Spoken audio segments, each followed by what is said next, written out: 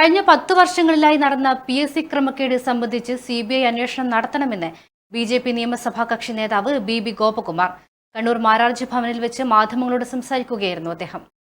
വിദ്യാഭ്യാസത്തിന്റെ രംഗത്ത് വരുത്തേണ്ട വലിയൊരു പരിവർത്തനം ഒരു വിദ്യാലയത്തിന്റെ ഭൗതിക സാഹചര്യത്തിലും വിദ്യാഭ്യാസം മികവിന്റെ കാര്യത്തിൽ അക്കാഡമിക് തലത്തിലും പരിവർത്തനം വരുത്താൻ വേണ്ടിയാണ് PMC പോലുള്ള പദ്ധതികൾ നമ്മുടെ രാജ്യത്ത് നടപ്പിലാക്കുന്നത്. കേരള നിയമസഭയിൽ കേരളത്തിലെ മുഖ്യമന്ത്രി പറഞ്ഞത് പ്രതിപക്ഷ നേതാവ് അദ്ദേഹം പിണറായി മുഖ്യമന്ത്രിയായിരുന്നപ്പോൾ കരാറിൽ ഒപ്പിട്ടു. പ്രതിപക്ഷ നേതാവായിരിക്കുന്ന പിണറായി പറയുന്നത് ഞങ്ങൾ അത് മരവിപ്പിച്ചു, മറുഭാഗത്ത് പറയുന്നത് മരവിപ്പിച്ചില്ല. കരാറിൽ ഒപ്പിട്ടു, മരവിപ്പിച്ചില്ല.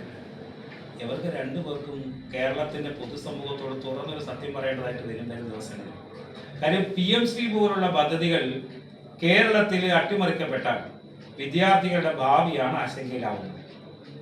കേരളത്തിലെ ഉന്നത വിദ്യാഭ്യാസ രംഗത്ത് കഴിഞ്ഞ അധ്യയന വർഷം PG അടക്കം 7500-ലധികം സീറ്റുകൾ ഒഴിഞ്ഞുകിടക്കുന്നു. എന്തുകൊണ്ട്? കേരളത്തിലെ കരിക്കുലവും കേരളത്തിലെ പാഠ്യപദ്ധതിയും പുതിയ തലമുറയിൽപ്പെട്ട വിദ്യാർത്ഥികൾക്കുള്ള ഭാവിക്ക് അനുയോജ്യമല്ല എന്ന ചിന്തയാണ് അവരെ മറ്റ് സംസ്ഥാനങ്ങളിലേക്കും മറ്റ് രാജ്യങ്ങളിലേക്കും പഠനത്തിന് പോകാൻ പ്രേരിപ്പിക്കുന്നത്. ദേശീയ വിദ്യാഭ്യാസ നയത്തിൽ വന്ന വലിയ മാറ്റമുണ്ട്. ആ മാറ്റത്തിനനുസൃതമായി കേരളത്തിലെ പാഠ്യപദ്ധതിയിൽ മാറ്റം വന്നിട്ടില്ല എന്ന യാഥാർത്ഥ്യം നമ്മുടെ മുന്നിലുണ്ട്.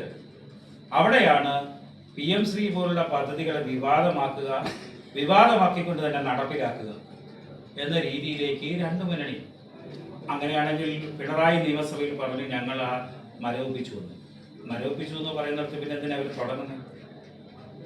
ആദ്യ പിണറായി ഗവൺമെന്റ് എന്തുകൊണ്ട് ഒപ്പിട്ടതിന് ശേഷം മരവിപ്പിക്കാനുള്ള കാരണം എന്ത്? CPI പോലെയുള്ള കക്ഷികളിൽ നിന്നുണ്ടായ എതിർപ്പ് CPI മുന്നണി വിടും എന്നുള്ള അർത്ഥത്തിൽ പോലും നീങ്ങി ആ സന്ദർഭത്തിൽ ഈ PMCയെ സംബന്ധിച്ച് വിദ്യാഭ്യാസ മന്ത്രി നിയമസഭയിൽ വ്യക്തമാക്കിയിട്ടുള്ളത് ഞങ്ങൾക്ക് തുടർന്നേ മതി. അവരുടെ അർത്ഥം തുടരുമെന്ന് തന്നെയാണ്. PMC പദ്ധതി കേരളം നടപ്പിലാക്കുമെന്ന് തന്നെയാണ് നിയമസഭയിൽ പറഞ്ഞ വാക്കുകളിൽ നിന്നും ഞങ്ങൾക്ക് മനസ്സിലാകുന്നത്. അതുപോലെ തന്നെ അയോധ്യയെക്കുറിച്ച് പ്രതിപക്ഷങ്ങൾ പറയുന്നത് അയോധ്യയെ സംബന്ധിച്ച് പ്രതിപക്ഷത്തിന് പറയാനുള്ള ധാർമ്മിക അവകാശം എന്താ? അവിടുത്തെ ഫണ്ടുകൾ തിരിമറിയാക്കുന്നു. ധാർമ്മിക അവകാശം ഏതൊരു രാജ്യത്തിനും ആ രാജ്യത്തിൻ്റെതായ ഒരു പാരമ്പര്യമുണ്ട്, ചരിത്രമുണ്ട്, ഒരു ആധ്യാത്മിക തലമുണ്ട്. ആ പാരമ്പര്യത്തെയും ആ ആധ്യാത്മിക തലത്തെയും ആ ചരിത്രത്തെയും നിഷേധിക്കുകയാണെന്നാണ് ഇതുവരെ ചെയ്തിട്ടുള്ളത്. അവിടെയാണ് ശ്രീരാമ ഭഗവാന് ജന്മം നൽകിയ സ്ഥലത്ത് തകർക്കപ്പെട്ട, വിദേശ ആക്രമണത്താൽ തകർക്കപ്പെട്ട ഒരു സ്ഥലത്ത് അയോധ്യ പോലുള്ള ഈ രാജ്യത്തിന്റെ പാരമ്പര്യവും പൈതൃകവും ചരിത്രവും ഉയർത്തിപ്പിടിച്ചുകൊണ്ട് ഒരു ആധ്യാത്മിക കേന്ദ്രം പടുത്തുയർത്തി സ്വാഭാവികമായും അവിടെ ഉന്നയിക്കപ്പെട്ട ചില വിഷയങ്ങളുണ്ട്. ആ വിഷയങ്ങളെ സംബന്ധിച്ച് നിയമപരമായി തന്നെ കാര്യങ്ങൾ മുന്നോട്ട് പോവുകയാണ്. അതിനെ വിവാദമാക്കുന്നവർ ഈ രാജ്യത്തെ പാരമ്പര്യത്തെയും ഈ രാജ്യത്തിന്റെ ചരിത്രത്തെയും ഈ രാജ്യത്തിന്റെ ആധ്യാത്മിക പാരമ്പര്യത്തെയുമാണ് നിഷേധിക്കുന്നതെന്നുള്ള യാഥാർത്ഥ്യവും നമ്മൾ തിരിച്ചറിയേണ്ടതായിട്ടുണ്ട്. കേരളത്തിൽ BJP വൻ രാഷ്ട്രീയ ശക്തിയായി വളർന്നുകൊണ്ടിരിക്കുകയാണെന്ന് ഗോപകുമാർ പറഞ്ഞു. നിയമസഭയിൽ 3 പേർ, തൃശൂർ ലോക്സഭാ അംഗത്വം, തിരുവനന്തപുരം കോർപ്പറേഷൻ മേയർ സ്ഥാനം തുടങ്ങിയവയെല്ലാം BJPയുടെ ജൈത്രയാത്രയ്ക്ക് തെളിവാണ്. കേരളത്തിൽ ഇരു മുന്നണികളും ഒത്തുകളിക്കുകയാണ്. BJP മാത്രമാണ് നിയമസഭയിൽ യഥാർത്ഥ പ്രതിപക്ഷം. കേരളത്തിൽ വലിയൊരു രാഷ്ട്രീയ മാറ്റത്തിന് തുടക്കം കുറിക്കുകയാണ്. തൃശൂർ ലോക്സഭയിൽ ശ്രീ സുരേഷ് ഗോപിയുടെ വിജയം, തിരുവനന്തപുരം മേയർ BJPയുടെ മേയറായി. അതിൻ്റെ തുടർച്ചയെന്നോണം ഇപ്പോൾ 3 നിയമസഭാ സാമാന്യം. പാർട്ടിയുടെ നിയമസഭാ കക്ഷി നേതാവെന്ന രീതിയിൽ തുടക്കത്തിൽ തന്നെ കേരള നിയമസഭയിൽ ഒരു കാര്യം പറയുണ്ടായി. 137 പേർ ഒരു ഭാഗത്തും 3 പേർ മറുഭാഗത്തും.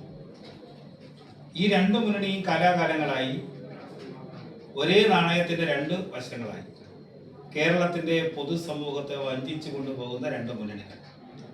അവർക്ക് ബദലായി BJPയുടെ 3 പ്രതിനിധികൾ. ആ 3 പ്രതിനിധികളാണ് കേരള നിയമസഭയിലെ യഥാർത്ഥ പ്രതിപക്ഷമെന്ന് തുടക്കത്തിൽ തന്നെ ഞങ്ങൾ വ്യക്തമാക്കിയിട്ടുണ്ട്. അതുപോലെ തന്നെയാണ് കാര്യങ്ങൾ മുന്നോട്ട് പോയിക്കൊണ്ടിരിക്കുന്നത്. കേരളത്തിലെ ജനതാൽപര്യം അനുസരിച്ച്, ജനാഭിലാഷം അനുസരിച്ച് പ്രവർത്തിക്കുന്നത് BJPയാണ്. BJP നേതൃത്വം കൊടുക്കുന്ന NDA സഖ്യമാണ് എന്നുള്ളത് നിയമസഭയിലെ ആദ്യ സെക്ഷനിൽ തന്നെ വ്യക്തമാക്കിയിട്ടുണ്ട്.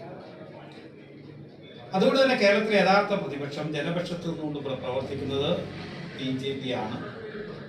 കേരളത്തിലെ ജനാഭിലാഷത്തിന് അനുസൃതമായി കേരള നിയമസഭയിൽ നിലപാടെടുക്കുന്നുണ്ട്. മലയാളി ആഗ്രഹിക്കുന്നത് നരേന്ദ്രമോദിജിയുടെ പ്രതിനിധി കേരളം ഭരിക്കണമെന്നാണ്. ആ തരത്തിലേക്ക് കേരളത്തിന്റെ രാഷ്ട്രീയം മാറുന്നതാണ് നമ്മൾ കാണുന്നത്.